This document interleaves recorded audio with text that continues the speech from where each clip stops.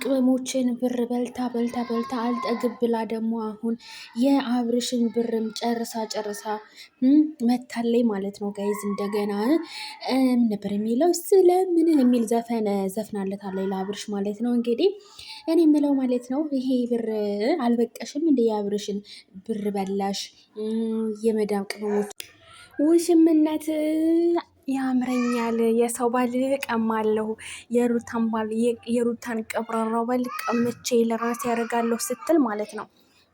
እና ውሽሚት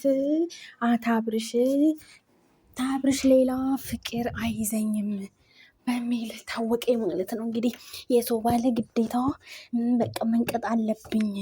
የሰው ባል ግዴታ የሰው እንግዲህ የልጅ አባት ነው ልጅቱ እንግዲህ ታውቃላችሁ አይደለም። እንግዲህ የኔ ባል ብቻ ነው ብቻ የኔ የህይወቴ የብቻዬ የፍቅሬ ማሬ ወለላይ እያለኝ መጣላችኋለሁ ማለት ነው። እማታፈር የማትፈራ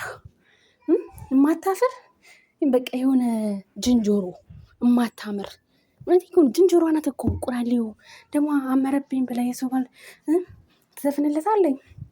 አቤት አቤት አቤት ታንተ ሌላ ወንድ አላፈቅርም ምን ማለት ነው? ታንተ ወንድ ሌላ የታባሽ ፍቅረኛሽማ አለ እኮ የት ሄደ? ሆይ ሰው ለካ ጭንቅላት ራሱ ደህና ነው ጋይስ። እሱ ደግሞ ዞር ብሎ አያይሽም ጠብቂ ማለት ነው። አመዴው ማለት ነው።